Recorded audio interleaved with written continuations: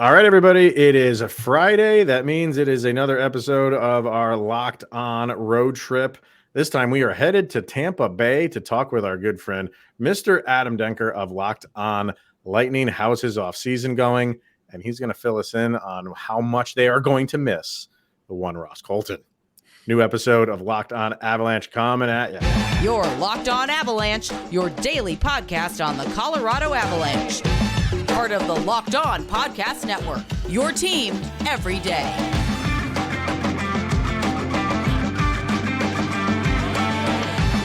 All right, everybody, welcome to the Locked On Avalanche podcast. We're part of the Locked On Podcast Network, your team every day. I'm your host, Chris Maselli. With me, as always, is Mr. Shaggy Von Doom, Kyle Sullivan.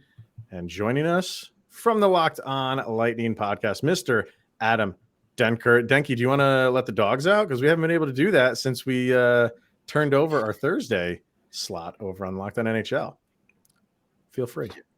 A ceremonious dog bark? Ceremonious hooty hoo. You could let that out. There you go. All right. So, yeah, it's Friday. It's our crossovers that we're going to be doing throughout the summer. We figured we'd get Denker in here now because for a multitude of reasons. See where the Lightning are headed. Are you happy with where they're headed? How's their offseason going? And what's the expectations for next year?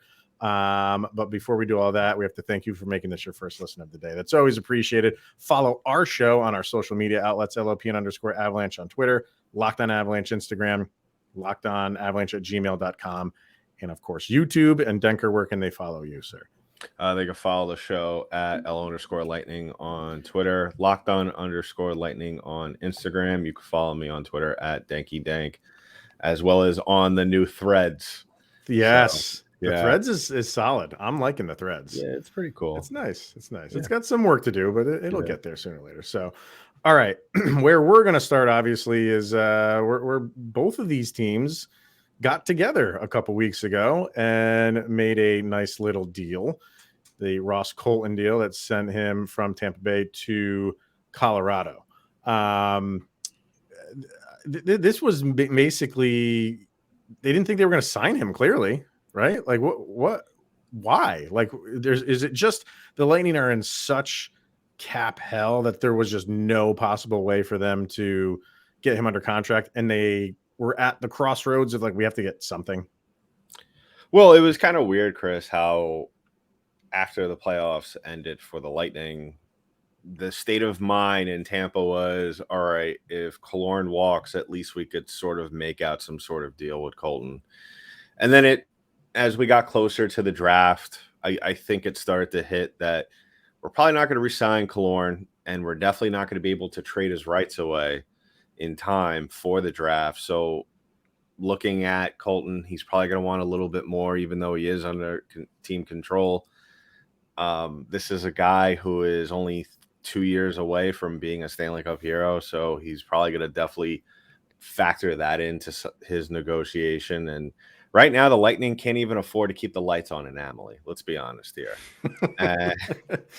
And so that, coupled with the fact that they have no draft stock, I think this was a smart decision by the Lightning.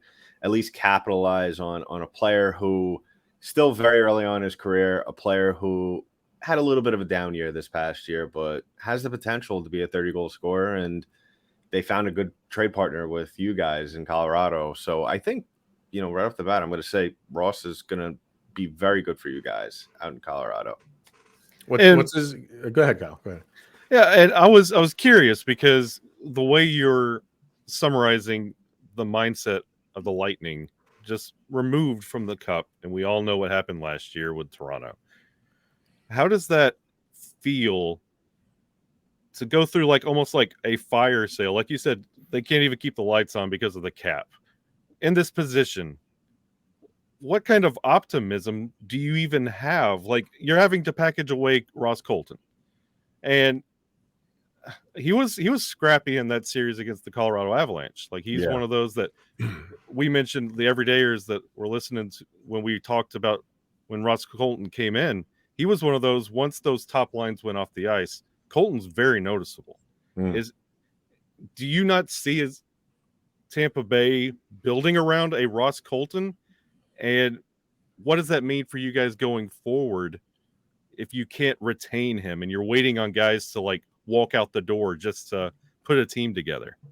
Well, really, it wasn't that we didn't want him back. He's definitely a very talented player. He's one of those players where he does have the potential to score quite a bit. And when it's not so much working out for him in terms of collecting points, he can be that guy that, like you said, go out there, be noticeable, be physical. And I think it was just more of a situation where the Lightning just waited too long for we can call it a fire sale if you want. But this is really something that I've been telling everybody on my show, at least for the last couple of years since they won in the bubble, that we knew that the cap was only going to get more and more constricting as the next couple of seasons were coming on at that point. And the Lightning needed to make some decisions. They re-signed Braden Point. They re-signed Anthony Cirelli. They re-signed Nick Paul, Mikhail Sergachev, all these other guys that were due contracts that did very good jobs. Not to say that Ross Colton was undeserving of a big-time contract, but at the end of the day, unfortunately, he was just the odd man out. It's just one of those things where I think also the Lightning kind of letting go of Killorn and other players like Jan Ruda that like they did last year. In my opinion, and I mean, if you guys, we could get into this, if probably won't have enough time, but they waited way too long to do this. Honestly, these were moves that should have been done after the bubble. You know, I get it. You want to run it back and win another cup, which they did. Mm-hmm. And then the third year, let's try and go for the three-peat. Unfortunately, that didn't happen. We fell to you guys. But yeah, to summarize it, it was just Ross Colton just being the odd man out. I mean, when you look at the cast of guys that are ahead of him on these lines, coupled with, unfortunately, the season that he really at certain times was just completely a mystery and just not out there for the Lightning in terms of making an impact. He was just the odd man out. And you know what? I fully expect him to bounce back in Colorado and really be a big time player for you guys. What kind of, what kind of let the Avs fans know like what they're getting in him? What can we expect him to excel at, and where does he need improvement? You're going to get a scrappy guy who's not going to be afraid to go out there, play physical. You know, he has a medium-sized build. He's still kind of getting bigger, though, which is obviously a good sign. He's a hard worker. He's one of those guys where he's not afraid to drop his gloves. I mean, you'll see him fight quite a bit. He didn't need to really do that as often with the Lightning because he had a guy like Pat Maroon backing him up, a guy like Corey Perry backing him up. So he didn't really need to do that. But if the situation calls for it, he'll 100% drop his gloves and throw hands if he needs to. Mm-hmm. But when he's rolling on all cylinders, when he's shooting, he's one of the best offensive players out there. You know, he may not have been able to get enough opportunities out there and didn't really need to shoot that much when he was with the Lightning because of all the names that he had on his team. I wouldn't be surprised if they if you see Bednar kind of say, hey, you know what, shoot as much as you can. Because he could do that. He has this funky little wrister. I'm sure you guys noticed it in the final last year where he kind of shoots off the opposite leg. And sometimes that throws goaltenders off. So, you know, that's something that he's also got in his back pocket. So really to summarize it, you have a guy who really has the potential to be a Swiss Army knife for you out there. All right. Yeah. And seeing his skill set where he's kind of projected as that third line. Yeah. He's bouncing around that third line and being kind of that sneaky, prolific shooter. Adding to the third line, I feel like he's getting kind of forgotten about with the Miles Wood move and the Ryan Johansson move. But he stood out in that final. And do you really think he could possibly shift up in the lineup because of that production with that team around him? Because we talk about it on the show all the time, the avalanche effect of bringing in players and kind of ascending their talent. Is he potentially capable of coming up to a second line to help? I think he is. I mean, guys, we got to remember, he's 2 seasons removed from scoring 22 goals. And I fully believe if maybe things were a little bit different structural wise around that Lightning team, he could have 100% hit the 30 goal mark. I think he was early on at certain points when he shot, because he scores in bunches. So he's one of those guys where you could look at his stats on game 82 and he has a sneaky 30 points, 30 goals and 50 points for you. So yeah, he has that potential. It's just, I think his only downside, really, when it comes to him, is that unfortunately he wears his heart on his sleeve, and you could see it on the ice. And that's probably one of the issues, that he kind of loses his composure. Not to the point to where he's going to draw stupid penalties, but to where mostly the point where he's going to be too hard on himself. And maybe he'll kind of get into his cocoon and get into his head and maybe not shoot as often as you would like to see him. He's on the right team. He's Will Ferrell and old school. Keep your composure. The last thing we'll talk about him is they have not signed him yet to a contract. They have a arbitration date, a time frame set in the next couple of weeks. Could likely get done before that even gets to arbitration. But when he was still on Tampa Bay, and they were still, I'm assuming, that period of time where they were trying to get something done for him, I'm assuming there was a period of time where that was happening. What was getting thrown around in terms of value for him? Not so much for term, but just more a dollar amount. What was there anything getting thrown around? Like, if we're going to sign him, it's going to be in this range. I think there was some stories going around. I mean, you didn't really hear much about dollar amount, Chris. I mean, it was more so the general feeling around the club was that he just wanted to stay. And if that meant taking a little pay cut, I think the number that was being talked about in terms of term was about 3 years. So it was more so he just wanted to stay, and that's also a good measuring stick too, because you don't know what this team's going to be like in 3 years.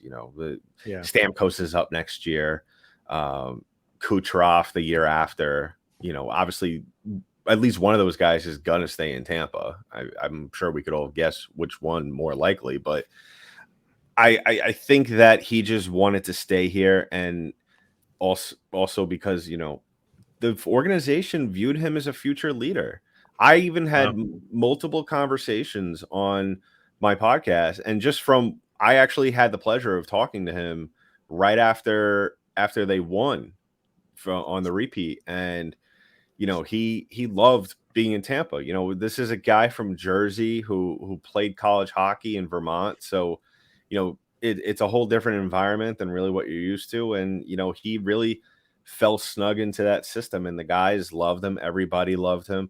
And I think that they kind of looked down towards the road, past the time of the Stamkos and Hedman, and kind of looked at him as kind of like one of those cornerstone guys with Point and Kucherov to start a new dynasty, if you wanted to call it that. Wow. Okay. So we'll see where it heads with the Avs. It's, like I said, not signed yet, but a lot of those get done before it even gets to arbitration, and the number thrown around in these circles is somewhere in the 3 to 4 million range AAV. So we'll see how that all goes down. We'll focus a little bit more on this offseason for Tampa Bay.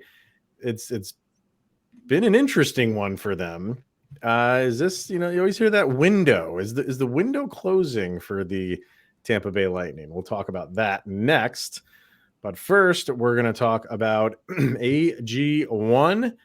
And we gave AG1 a try. I know Kyle and I did. I don't know if you did, Denker. I'm assuming that you did too.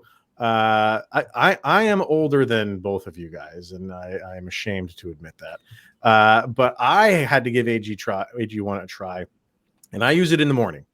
Every morning, it's part of my daily routine. Actually, I make that shaker and I bring it with me in the car on my way to work. And that's when I drink my AG1, and it just starts my day off right. I did honestly have like some just gut issues. I wasn't feeling that great in the morning after eating some breakfast, getting to work, and I just didn't feel it. So I'm like, AG1 came along at the perfect time. Tried it. It's helped. It's genuinely helped. So when you drink this stuff, you're getting 75 high quality vitamins and minerals, and they're key nutrients. There we go. There's that word. And they support your energy, your focus, your strength, and your clarity. And if a comprehensive solution is what you need from your supplementary routine, then you have got to give AG1 a try. and you'll get a free year supply of vitamin D and 5 free AG1 travel packs with your first purchase. All you do is go to drinkag1.com/NHL network. That's AG1. That's the number 1.com/NHL network. Try it out. You'll thank us later, and so will your gut. All right, sir. This offseason for the Lightning, it's been interesting. Yeah, your social media was kind of funny because anytime a move was made, you would pipe up and say like, "Oh, does this mean that we can finally sign this player?" Most of the time, it was Alex Killorn or you'd throw someone in there like, "When are the Lightning going to do something?" But their hands were kind of tied. Like you saw this coming, right? I mean, Lightning fans saw the writing on the wall for this offseason going to be a difficult one. And right now you're not cap compliant. How is so your work's not done? No. What's going on here, and how is this all going to end up for the Lightning by the time the next season starts? Well, yeah, let's take a step back and just call it what it was. Everybody saw this coming. I saw this coming 3 years ago. And I was screaming and yelling, saying, we need to trade Killorn. We need to trade Tyler Johnson ASAP. We need to get rid of both these guys. You know, the one move that I obviously liked, actually the two moves, was Nick Paul and bringing Brandon Hagel in as well. Giving Nick Paul a huge extension, kind of premature, but I think in the end it's going to work out as pretty much a sweetheart deal, given that's on the expectation that the cap continues to grow. Right, Chris and Kyle, but right now, they've been putting themselves very dangerously to the cap, and like you said, $3 million in the red, $3 million plus in the red, almost 4. 4, almost 4. But let me ask you this, man, because you said you saw this coming, and I remember you talking about this when we were doing our NHL show for a while. I mean, can you look back on it and say like, okay, yeah, we saw this coming, but it was worth it. We got 2 Stanley Cups out of the deal. Or do you feel like they should have went about it a different way and said, even though we saw this coming, they should have kind of prepared for it a little bit better while still trying to go get those 2 cups? Well, I look, this is all hindsight. Now, obviously at that point in time, as much as I was very much on the let's try and move Alex Killorn because he's making $4.5 million a year. It's just one of those things where you needed him. It was one of those things where it's like, who's going to be the substitute? You kind of look at it that way. And it's a little bit more difficult now to kind of navigate yourself out of this. And a lot of it, not a lot of it, but I think a big percentage of it really has to do, and I kind of had this epiphany today while I was recording my show, was the Tanner Jeannot trade. I mean, we gave up way too much for him. I mean, I said it on my show today, this guy's going to have to score 40 goals and tally 100 points for that trade to look like it was a steal. Right. And I think that what Julian Reese-Boss did wrong with that, obviously giving up pretty much everything we had left in the barrel to shoot, was some sort of leverage to get a deal done. Because if you look at right now, you know, like we said before, Alex Killorn leaving to go to Anaheim for nothing, and Lightning are just standing here twiddling their thumbs. They could have made a deal with one of those picks that they traded away. Even going back, if we're not talking trades, you look at last year, more recently, Nick Paul, yes, you bring him in. He's phenomenal, lights the world on fire. Lightning, don't get to the Stanley Cup final without him. We could all agree with that. But then they immediately give him an $8-year deal, which right now we all knew, he deserves it. But it's like, what are you doing? We got nothing to play with next year. You're going to have to, John Cooper at this point is going to have to be a player coach in order for them to field the full team. So I could say that, I was right. But at the same time, I mean, there was obvious signs. I know I wasn't the only one that saw this, Chris. Right. I just think that they kind of mismanaged themselves. I think they just got too caught up in the moment of rewarding their players, and now they're literally and figuratively paying for it. And going into this offseason, yeah, as Chris mentioned, you are almost 4 over the cap. You are now the answer to a trivia question on who was the team Toronto beat to get to the second round. And now there's a little bit of a power shift in the state of Florida when it comes to the big, strong, sexy team, because the Panthers were just in the Stanley Cup. Where do the Tampa Bay Lightning go from here? We know that you saw this for years, but where does the Tampa Bay Lightning, what's the next step to return to that big dominant force? Because they have a good defensive core where they can do it and build around. Yeah. But where do they get back to form? Well, I think it's really what it comes down to, and it is the team coming together. I mean, they did add all of these good parts. Connor Sherry, which I thought was a phenomenal signing. That really took me by surprise. I couldn't believe that they don't picked go him up. there. And I was wanting him so bad. Kyle knows. Well, let's talk about it. I mean, if you No. got Sherry, do you get Colton? Yeah, I mean, what'd they sign Sherry for? $3 Yeah. million? Yeah, he could, because how it's going down for the Avalanche is they got to get Colton done. They have to get Ben Myers done, and they still need maybe like one more forward, right? And they will probably have 2 to 3, maybe a little bit more than 3 to do that with. You could have dealt with them. You know what I mean? 3, if you gave him 3, you would be pushing it, kind of going up against the cap, not knowing what you have to pay Colton.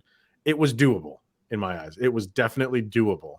And I don't think they wanted to go down there not having Colton signed yet. Like they'll make a move after Colton's done, after Myers is done, and then all they have to do is sign that last guy. They know exactly what they have in money.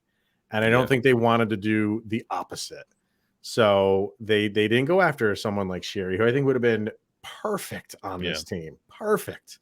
And I hate you for taking him because you're going to love the guy. And yeah, you're going to look like that was a good signing for them. That's kind of what they need to do is get guys like that, that aren't really going to break the bank, which is tough to say for Tampa Bay right now, because it seems like everything is breaking the bank for them. Well, let's be fair, guys. I mean, we needed a win after, and you could date back to last summer, signing Philippe Myers, signing Hayden Fleury to these contracts where these guys, I think, combined for maybe 10 games. And then trading the farm away pretty much for Tanner Jeannot. Julian Brees-Boss is either owed someone a favor or just, I don't know. Maybe Steve Yzerman said, maybe make this look like more of your team instead of mine.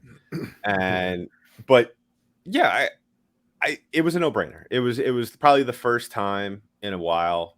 I mean, we could go back and say really Corey Perry, but where they got it right 100% on paper. Obviously, if he comes in and lays an egg, that's a totally different story. But and I just want to backtrack real quick, Kyle. Something you said that caught my eye, and I know Chris probably knows where I'm going with this, but we're not the sexy team in Florida anymore. I mean, did Armando Velez put you up to that question? Because I will say this. I will say that right now the Panthers are the hot team. Yeah, right? What they did was phenomenal. I was even rooting for them when they were when they were making that run, and it's just one of those things now. And I know Florida Panther fans, if they're watching this, are going to kill me for it. But prove to me you could do it again. Yeah. But this team, the Lightning, they always find a way to win. Calvin DeHaan, I thought was a great signing as well. Even though I think that he is going to be one of the anchors on that back line, I still think that there's work to be done. The Lightning are going to need to find another defenseman to split time with Zach Bogosian, because he is not an 82-game defenseman. He will be lucky if we get close to 70 games out of him this year. Let me ask you this. Yeah. And we know Vasilevsky is all world, right? He is consistently, one of the top 2 goalies in the league year in and year out. Like he is the type of goalie that you want in a crunch situation, that like that position is solid, rock solid, right? However, the contract for him, it's $9.5 million, right, that he's making, I believe. Yeah. Which, fine, if a guy is deserving of it, it's that, but it's him. But you've seen this a lot lately in the NHL of when you give goalies top dollar, that really like it a lot of times doesn't play out. It has for Tampa Bay because they got a couple cups with him, but now we're past that, right? And is that contract going to be a problem for them, or is it already? Because you look at the top goalies in the league and what they make, and I think more top 10 goalies missed the playoffs than made the playoffs last year. So I don't know, like I'm kind of falling into line with how the Avalanche are handling like their goalie situation right now. It's kind of like flying by the seat of their pants. We'll bring a guy in and kind of just put a great defense in front of him, put a great team in front of him, and he just has to perform admirably. And they definitely got that last year with Georgiev. So, and now, that's looking like a solid contract. And I can't picture the Avalanche paying a goalie $10 million, $9 million, $8 million. Like, I don't know when they would ever do that, because I don't think we're going down this road anymore of making goalies a priority in terms of throwing that much money at them. And when you do that, it just seems like the writing's on the wall for it's like, it doesn't automatically, it translates into good play, but the rest of your team, like you put a lot of money into that one position where you got to spread it around in the other positions. So is it kind of like, are we getting to the point with Tampa Bay where it's starting to maybe like bite them in the butt? How many years does he have left on that deal? He has a few more years. He'll be 33 when the contract's over. So 5 more years on it. So in are my we opinion, at the tipping point of it where it's like not like the Bobrovsky contract? Yeah. Everybody looks, they made out last year. Congratulations. Yeah. But come on, year in and year out, everyone's looking at that contract and be like, that's a terrible contract. Well, you got to remember, Chris, when this was signed, like we weren't really in the transition of going from that single goalie system to the two-headed monsters that most teams have now. This was just a one goaltender type of league, and you had a guy who could very well win the Vezina every single year. And last year was like an uncharacteristically bad season for him for obvious reasons. The amount of games that they've played, we don't need to get into that. We all know the whole story there. Right. Yeah. I think that the next couple of years will be very telling. But as we know with all goaltenders, it's not always their fault. I get what you're saying. And it's a double-edged sword, really, because we're putting all this money into a goaltender who is on his best day, the best on the planet. Yeah. But you're putting a somewhat of an average defense in front of him. And that's going to be the tricky thing where I think that, and that was what I was trying to get to with Calvin DeHaan and Zach Bogosian is that I think this Tampa team is good enough with their forward lines to escape by, especially the fourth line. But I think the thing that's really going to stand out for them and could very well at some points during the season really be their downfall is that third line. And that's what the Lightning have had, though, and they've been successful, is that they've been very stable from top to bottom on their defensive lines. Now, if they could do that, and because as we all know, Vasilevsky, all he needs is average the defense in front of him, and he'll do the rest. So I think that's what the Lightning are looking at. Let's just surround him with this depth defensively. I think that was the mindset last year. And of course, like I said, it didn't work out with Philippe Myers and Hayden Fleury. They were just complete train wrecks out there. But they do have Taylor Radish waiting in the wings. Now it's just all a matter of kind of just getting him to the NHL level and being able to afford him. So that's really what it comes down to. I think we're going to see in the next couple of weeks, just the Lightning buying out, terminating contracts, making room for players. We're not going to see any big signings. I don't think Erik Karlsson's coming to Tampa Bay anytime soon.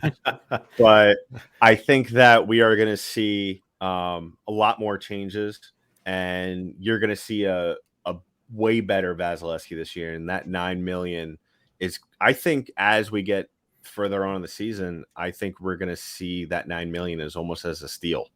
dare I say. So maybe I'll eat those words, or maybe I will bask in the glory of victory. You will. I mean, maybe next year when the cap goes up and it doesn't seem like it takes as much of a bite out of the Right. overall cap for them. But I don't know, man. Like those goalie contracts, they don't age well. Yeah, you have a supercar, you have a muscle car in net, but you have bald tires because you can't afford the good ones. Exactly. Like I always look at kind of like the goaltending situation in the NHL now. It's what's going on in the NFL with running backs. Goaltenders aren't going to get that top money anymore. So, he cashed out when he could, and that's good for him. Good for him. And the backup for all you Avalanche fans, Jonas Johansson. I was going to ask you guys about that. So, yeah, go ahead. Tell my listeners how you feel about him real quick. He's a goalie. He's good enough to bring back twice. Twice. That's good. That's good enough. Well, yeah. Listen to Kyle. Say that again, Kyle. Say that again. He was good enough to bring back twice. Twice or 3 times? I think they brought him back 3 times. It could have been 4 for all. Like they just keep bringing him back. We just don't want to deactivate his card to get into Ball Arena. Yeah. So I mean, he'll give you a good game, but follow it up with a dud. So he really shouldn't be following it up because he's your backup, and I can't imagine he'd go on a run where he'd give Vasilevsky a break for 5 straight games. That ain't gonna happen. But you never know. He will give up a goal early. Mark it down. Every single time within the first 2 minutes of a game, he will give up a goal. And sometimes that's okay because then he settles down and he starts playing a little bit better. Everybody gets just one. He could give up 8. He could shut the team out. It's that up and down with Johansson. So, yeah. Why don't we wrap it up with just what is? I mean, we talked a lot about all these this off season for the Lightning, and kind of struggles just to sign guys and stay cap compliant. With all of that, when all it's said and done, when they do get cap compliant and they have their roster, what's the expectation? Is it still we are competing for the Stanley Cup, or is it? Well, I should say for the Lightning, it seems like it's let's just get to the playoffs and then we can do whatever we do in the playoffs. Is that still what it is? I think that's what it is. I think the fan base, including myself, I just think I'm still in the mindset. Let's just get in, and then I think that we could cause a lot of chaos. Yeah. Now the big issue is getting there. Obviously, I actually put up a bold tweet last week in one of my rage filled moments about this team as I was gazing over the roster, and I said that this team will be lucky if they get to 85 points this year. Really? It's because if you look, like I said, the third line, that is a big issue. I just don't want to have another situation where we have a revolving door on the back end. I would like to at least like a 2-man rotation to be out there with Radish and Dahan, if not both, because I don't firmly believe Nick Perbix will be on the first line at the end of the season. He had a good year last year, but I don't think he's a first line guy. I would preferably like to see, and who knows what Victor Hedman we're getting this year. Last year was very alarming for a lot of people to see him play the way he did. But the silver lining was Mikhail Sergachev and Eric Chernak really, really matured into 2 very good all-around defensemen, especially Mikhail Sergachev. But even looking at this team offensively, their fourth line, you don't know what you're going to get. They really, what it comes down to is that you're going to need more scoring, and guys are going to get hurt, and guys who are prone to injury, like the Anthony Cirellis, who we missed pretty much half a season of last year.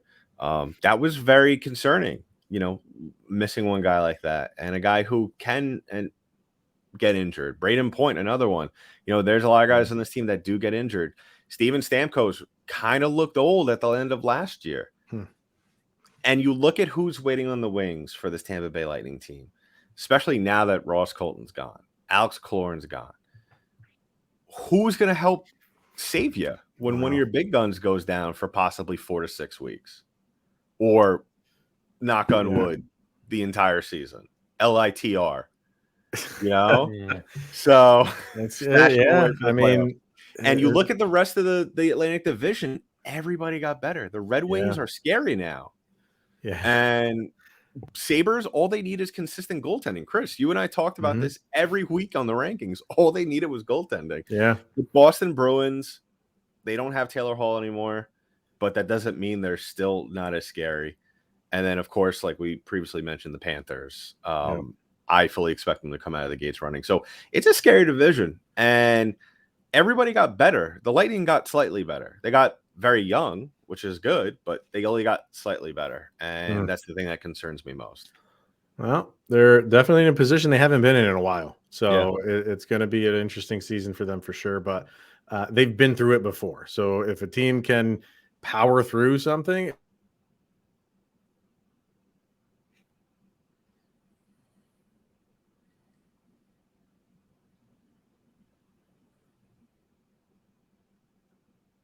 but there we go. There you are. There we go. All right. I don't know what you heard, but all I said was you can only rely on the past for so long. It just doesn't automatically mean that you're just gonna, people are just gonna roll over for you. Yeah. So we'll see. We'll see where it goes for the Lightning this year. It's gonna be entertaining. So let's wrap it up there. That's where we will end this wonderful crossover that we always have with Mr. Adam Denker from Locked On Lightning. I'm going to end you with this, Denky, because I don't know if you've seen this, but before I do this, I just got to say to everybody, thank you for making this your first listen of the day. That's always appreciated. And he is Mr. Shaggy Von Doom, and he is Mr. Adam Denker. I am Chris Maselli.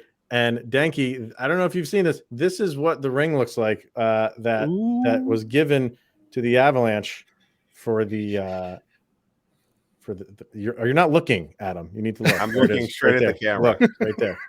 Right there. That's what it looked like for the Stanley Cup ring. It's great. That they beat the Tampa Bay Lightning. Phenomenal. Thank you for tuning in. We're going to end with that. Denker's not happy. He's not happy with me. Thanks for tuning in, everybody. We'll see you next week. Enjoy the weekend. Stanley Cup champions. Very, very rich content.